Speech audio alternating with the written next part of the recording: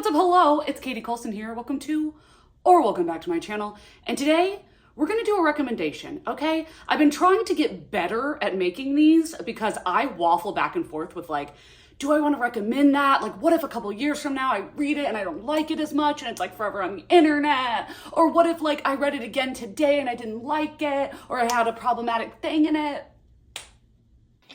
Mental institution. Crazy. Bitch needs straight jacket. And I know that's all me. That's not y'all. Y'all are not commenting that. I am just spiraling about it. But I wanted to do something that I have been thinking about a lot recently and trying to ask other people in the bookish community. And it seemed like a question that they hadn't really thought of either. And it is books that you wish you'd read for your book club. Now, what this is actually going to be is me recommending you books to read in a book club or for a book club. So either you host your own book club, you have one at your local library with a group of your friends, whatever. Usually one person gets to pick a book each month, or each person puts in a book and then everybody votes for it. So these are books that I highly suggest reading in a group setting for a multitude of reasons. So we are gonna have 12. I thought it was 10. Never mind. We're gonna have 12 recommendations. And let's jump right in because it's Georgia and it's like 96 degrees and I have to turn my air conditioner off. And did I plan this video? No. I just wrote a list and was like, Katie, stop overthinking. Let's just do it. Okay, let's get into the books. The first and biggest recommendation I have is Notes on an Execution by Daniel Kafka. This is one that luckily I did read with my book club, The Smut Salon on Patreon. And I actually was joined by Gabby from Gabby Reads, as well as a friend of mine. And our discussion of this book was so in-depth and intricate. I've read this 3 times now. 3 times. What? And it was my best book of the year. I am obsessed. The writing in this is stunning. And this is about Ansel Packer. If you know that if I can remember the names of characters, especially first and last name, the book was doing something, okay? So this is about Ansel Packer, and he is on death row, and he has hours left to live. And he has committed a series of moitas. He has unalived quite a few women, and you are following not really from him. You get his perspective somewhat, but you're really following the point of view of the women who have been most affected in his life, like his mother, his brother's daughter, and the female detective on his case. And it is such an interesting look at the justice system and whether or not the death penalty really does anything and whether or not it's just glorification and giving somebody like the last hurrah, and what criminal proceedings really look like. And it is so freaking fascinating, and everybody's gonna have a different opinion, but there's a lot of discussion to be had with this book, and I would highly suggest it to read in a group setting. Another one I can personally attest to because I read it for the Smut Salon is Any Man by Amber Tamblyn. This was the best book discussion I have ever had, that I've ever been a part of. We went into this book. This book is a mix between prose and poetry, and this is about there is a serial R-worder named Maud, or she goes by Maud, and it's a woman, and she essays men. But it's men of all different ethnicities, all different ages, walks of life, poverty, rich, famous, nobody. Like, she doesn't care as long as they're a man. And this is a look at, you don't get her point of view, you get the men that she's done this to's point of view, either before the act, after the act, during the act, all of these different things. And you get to see not only how society and friends and family and coworkers, neighbors, strangers will act toward these men because it's a man. People think it only happens to women, and it doesn't. It does, in fact, happen to quite a lot of men. And I think this is such an amazing buddy read because you kind of need the support, because this is an extremely triggering book. Like, when I tell you that I had to, like, at least 17 times during this book, I had to set it down and walk away. I had to set it down and walk away because it's so triggering. And also let your book club know that and say, like, listen, this is just one that I think would be very cathartic, and it would be a very good emotional learning experience and something that will make you kind of emotionally like connect with other women and men on such a deep level. So I would highly suggest this, but if you can't read it, do not read it. I'm so serious. It is so triggering. Anxious People by Frederick Bachman is such a good pick for a book club because there's so many different characters of so many different walks of life, of so many different characteristics, ethnicities, such and whatnot. And Frederick Bachman has such a specific talent of talking about the human experience that I've never seen anybody else be able to do. Frederick Bachman will pull at your heartstrings. Oh my God. So this is about a group of people who are at an open house and they get taken hostage. Kind of. Not really, but yes, but no. And you're following this like hostage, bank robbery, what's happening. And you're following the perspective of all of these different people that are being, quote, held hostage in this open house. And they are all so annoying. Like, okay, here's the thing. That sounds bad. They're all so annoying. They all have characteristics that are going to piss you off in some way. But through the book, as you're going through this journey, you start to love them because Frederick Bachman, like the big point of this book is everybody is a person. They're a person. And even if something they do you don't like their ideals, you don't like their religion, you don't like something about them, they're still a human being and they still deserve to be treated with respect and empathy. And the big overarching theme of this book is how incredibly impossible it is to be an adult. It's impossible. The societal expectations are so overwhelming and we have to act like we're fine and we just assume everybody else got a handbook that we didn't get. And I think that this is very short. It is very fast paced. There's so many different characters. You're going to fall in love with all of them, but you're gonna have a favorite for sure. Okay, Frederick Bachman on the whole, but definitely for a book club, I would say Anxious People. Another widely loved book is The Nightingale by Kristen Hanna. This is so popular that if you're in a book club, I'm sure people have already read it. I'm sure they have, but if they haven't, open their eyes. This is a historical fiction about World War II, and we are following two sisters, Isabel and Vianne. Vianne, the older sister, who has a daughter and a husband who went to the war, and she is very stick her head in the sand. She purposely will not look at the war. She won't read articles. She won't do anything because she does not want to believe it's happening, and she doesn't want to believe that it can touch her and her life because they're in France. And of course it does. And her house is commandeered by a Nazi soldier. So she kind of is forced to have to kind of come to terms with what she's willing to put to the side, what she's willing to let her daughter see her do and put up with, and kind of forces her to fight, where Isabel kind of becomes like a spy almost and is doing these missions trying to save fallen air raiders. I can't remember what they're called. Anyway, so we're following two sisters during World War II that are fighting the war in very different ways. And this book it's so beautiful, but it is so heartbreaking. Oh my God. For me, I put my headphones on and I just cried, closed my eyes, and just imagined like the movie was playing out in front of me because it's so stunning. And I think a book club would really love this. One, because it has the best success of being loved by everyone, but also because you're following women and how the war really, like everybody during the war glanced over the women, even though the women were back at home having to do everything, and no one talked about them and nobody cared and acted like, oh, these men did all this. It's like, yeah, the women fought too. They did things. So I think because book clubs are vastly women, not that they should be, but that is a stereotype, I think this would be a great pick for your book club.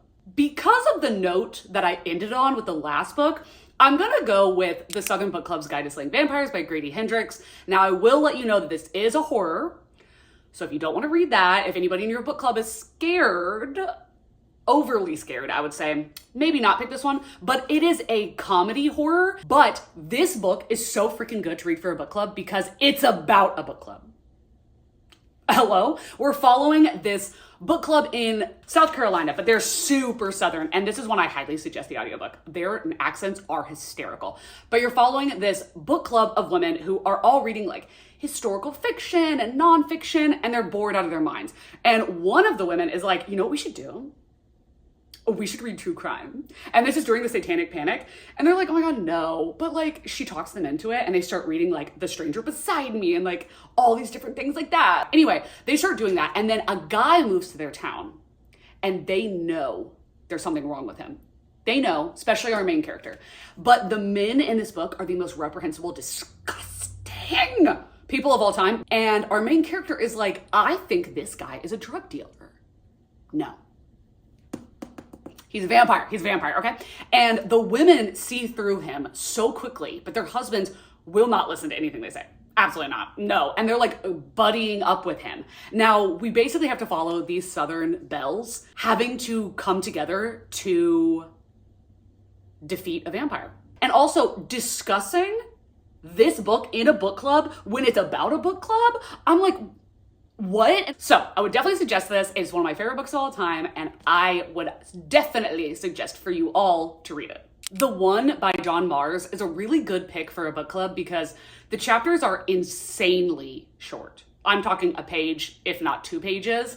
So it's very easy to read. It's very quickly digestible. So if you have anybody in your book club that sometimes is struggling to finish the books in time, this would be great because it's very thrilling, very engaging. You're following a vast group of people and you're getting all of them through their first person perspective.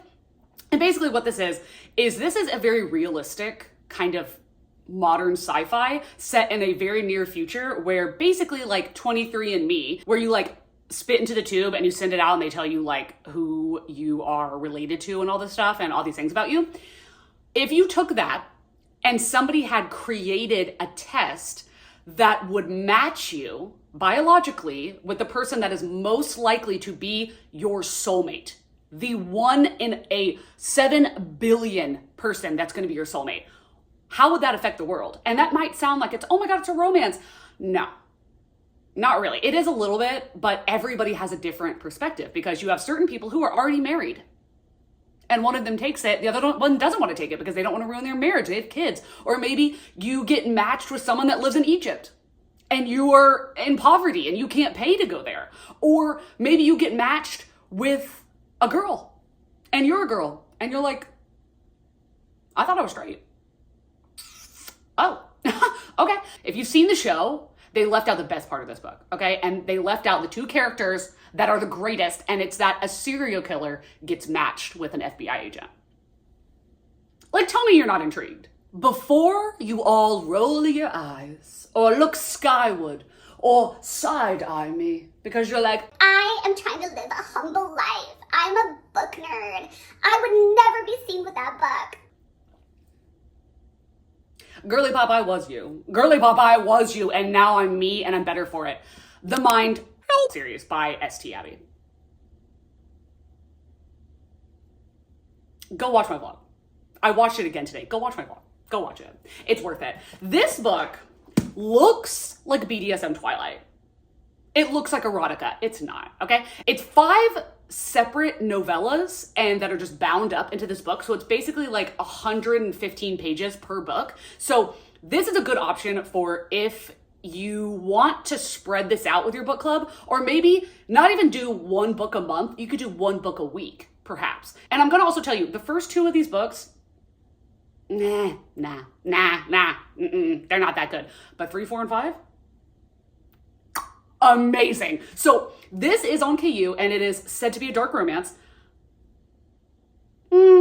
I guess. The romance is really a back burner in this book. This is actually a good for her revenge story of Lana, who something happened to her a little while ago that has completely uprooted her life and her sanity and everything. And she lives for only one reason, and that is to murder the men who did these things to her. But here's where the quote romance comes in. Logan is an FBI agent and he sees Lana at a bar and he starts flirting with her. And then they get together and she's like, oh my God, you're an FBI agent. And he's like, oh my God, yeah, I'm looking for this killer that's like going around killing these men. And she's like, oh, that's crazy. And he's like, yeah, so the profiler said that it's a man that's like this tall and blah, blah, blah. And Lana's like, oh yeah, definitely a man. Definitely a man, sure. This is so much fun. And I think this would be good for a book club because this is going to open so many people's eyes. You can give this, if there's a group of middle-aged to elderly women who are like, oh my God, I would never read that. I only read cookbooks. Give them this. They will have the time of their lives. They will have the time of their lives. They will unlock a funness in reading that they did not think was possible because it happened for me. But I can't recommend this enough, even with the most hideous cover I've ever seen. Another easy and safe pick, because it is so widely beloved and crosses so many genres, is The Invisible Life of Addie Larue by V.E. Schwab. This book is so well loved. I have read it 2 or 3 times at this point and I'm obsessed. I will say I do recommend the physical read over the audiobook. The audiobook is good, but I do not feel that the audio narrator depicts Luke in this book the way that you will envision him and the way I envisioned him, which was Sexy up. okay, anyway, this is about Addie Larue. She's growing up in the early 1700s and she is set to be married off to this man that she wants nothing to do with. And she wants nothing more to be free. She wants to create art and journey around the world, but women could not do that at that time. So when she is going to marry this man, she runs off into the woods and starts praying to the gods. And she's always been told, do not pray to the gods when darkness sets, because you do not want to talk to those gods. Those are demons. And she doesn't notice that the sun is setting and she prays to the gods to save her. And one of them answers. But it's not the god she wanted, it's Luke, okay? This demon daddy god, whatever he is, tells Addie, oh my God, yeah, absolutely. What are you willing to sacrifice? And she's like, anything, oh my God. So he says, okay, you're gonna live forever. Live forever, okay? Nothing's gonna hold you back. You're free, girl, for the rest of time. Except nobody's gonna remember you. So literally, if she walks into a room, has a whole conversation with you, tells you her whole life, you leave the room and come back, you're not gonna remember her. And she doesn't wanna live because she can't have any connections with anyone. And it's really difficult for her to live a life because she can't have an apartment because she can't pay rent because the landlord's like, why are you here? You know what I'm saying? But the only reason that she's staying alive is out of spite because this devil, whatever, is like, the second that you want to give up, cool, you can die and I'll take your soul. And she's like, I don't think so. And it's this fight between them. But then at one point in her life, more present day, she goes into a bookstore and a man remembers her. And that kind of sparks this like romance of, what are the possibilities that could come from this? It's so entertaining, and I would definitely suggest reading this for a book club because not only is this stunningly written, stunning, and it's about books. Literally, his cat in this is named Book. It's a love letter to books. Okay, not only that, but you're gonna have a lot of discussion on mental health. You're gonna have a lot of discussion on the ferocity of women. You're gonna have a lot of conversation about who were you rooting for, Henry or Luke?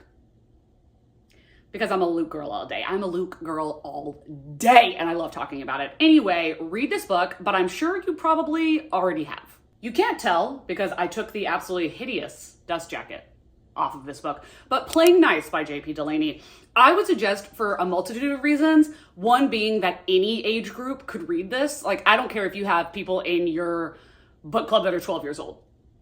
They can read this book. I don't care if they're 70 years old. They're going to want to read this. It's just a very interesting story. And this is one that I suggest because it's going to spark a very long and lengthy and interesting conversation of what would you do? So this is about a couple who has a young son. I believe he's 4 years old. And out of nowhere, another couple comes and knocks on their door and says, oh yeah, okay, so that's our son. This is your son. They got swapped at birth and we have proof. So what do? Do you give up the son that you've been raising and bonded to for 4 years because this kid has your DNA? Or do you keep the kid? What are the legal ramifications of this? What's going to happen? When I tell you, I was calling everybody I'd ever met. I was telling all my coworkers, telling the whole premise, being like, this happened, this happened, this happened. What would you do? Isn't it crazy? It's wild. And it does get wild because there are some of the characters who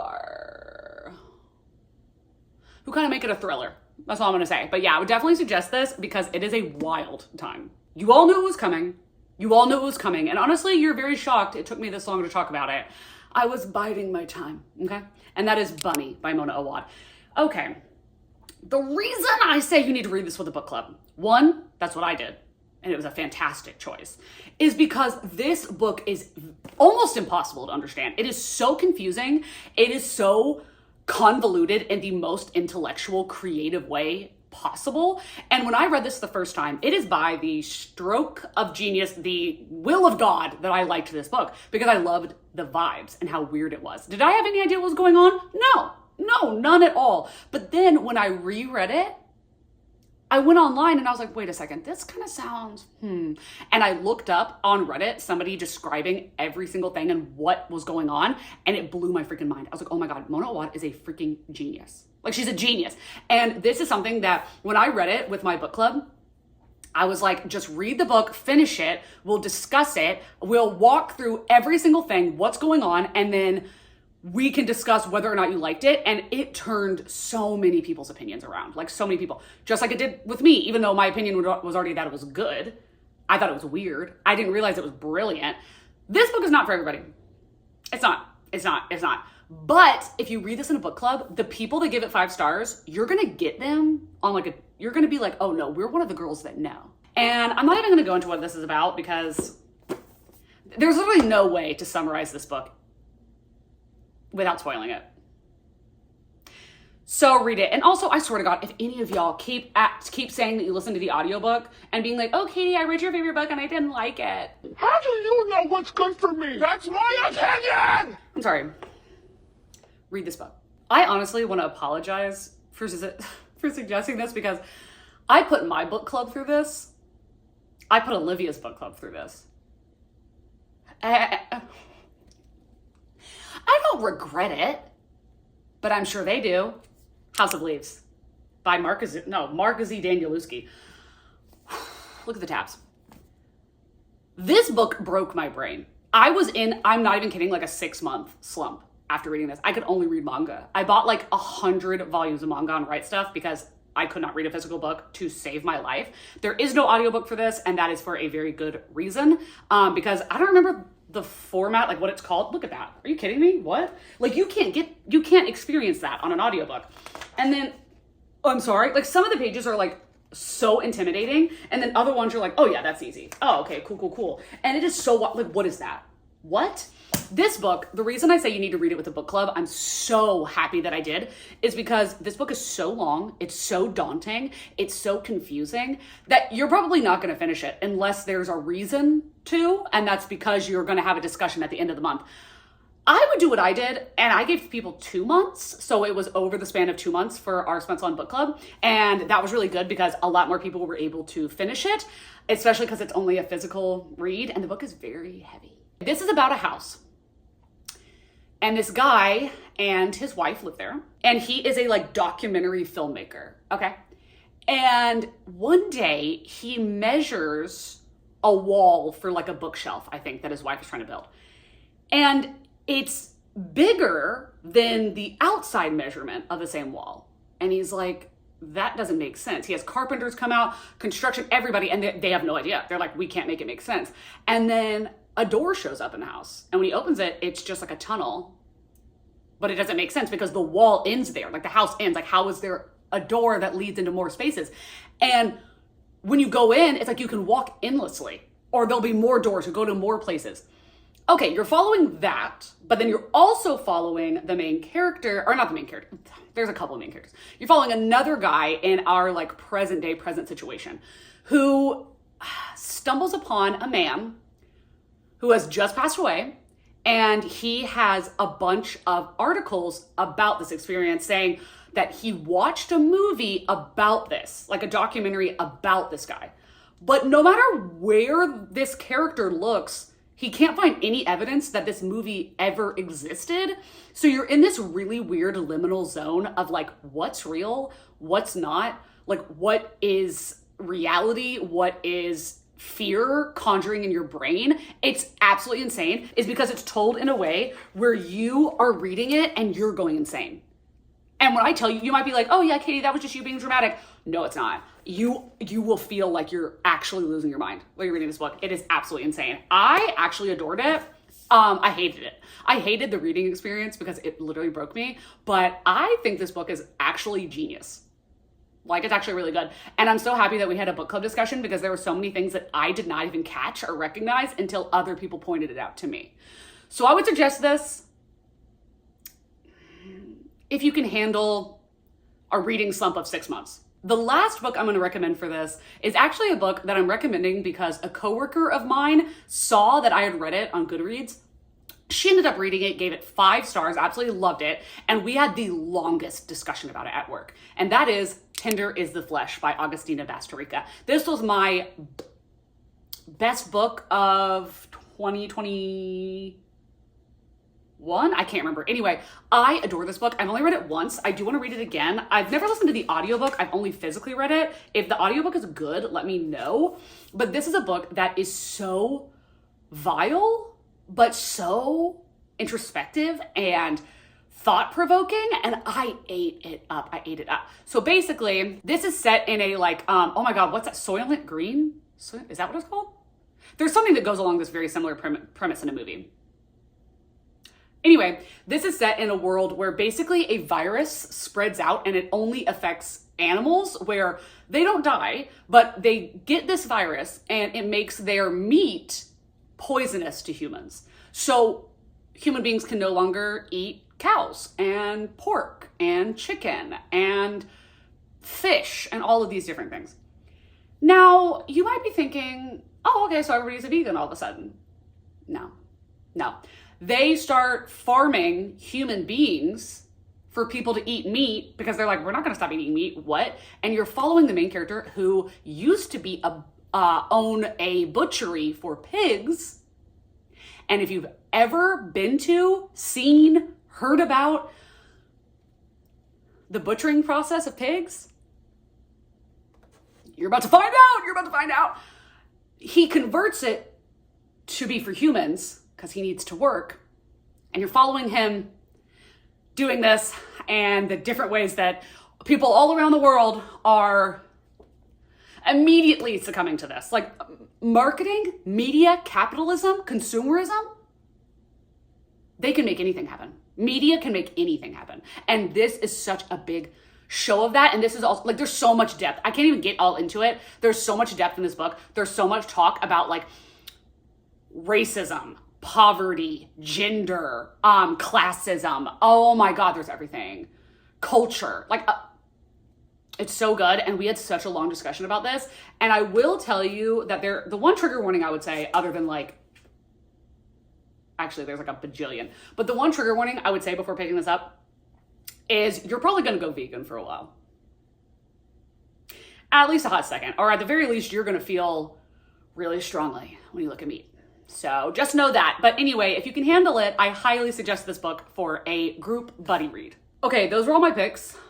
And God bless. There are other things that I could show you, but it is 79 degrees in my apartment. And I don't feel like that sounds insane, but these lights, I am slowly passing away. So if there are any books that you've read in a book club that you would highly suggest for me to read with my smut salon, or books that you wish you had buddy read with people, please let me know. I love to hear that. I really do. And I will, if there's anything that catches my eye or is mentioned multiple times, I will put it on our smut salon. I'll do it.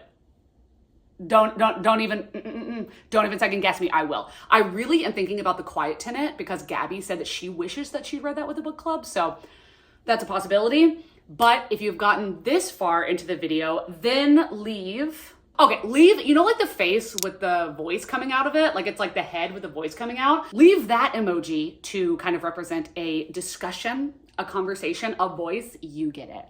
If you've gotten this far, please leave that emoji. Thank you so much. If you want to follow me on Patreon and join our smut salon, you can always do that down below, as well as links to my Instagram and Goodreads.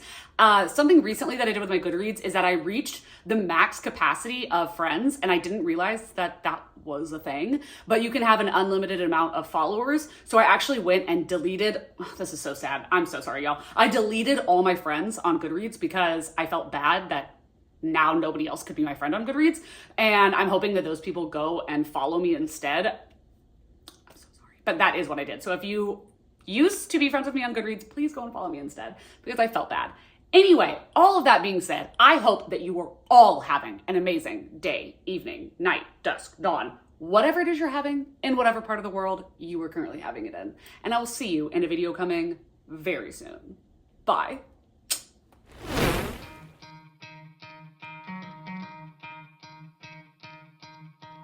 You could try to play, but you're never gonna beat me. Look the other way, what I'm doing ain't easy. Bloody hands stained from the people who deceive me. Muddy hands break through the chains, go free me. Looking for change, looking for pain. Pulling a mob, pushing a train. I'll never stop, stick to a lane. Pick up the pieces and go rearrange.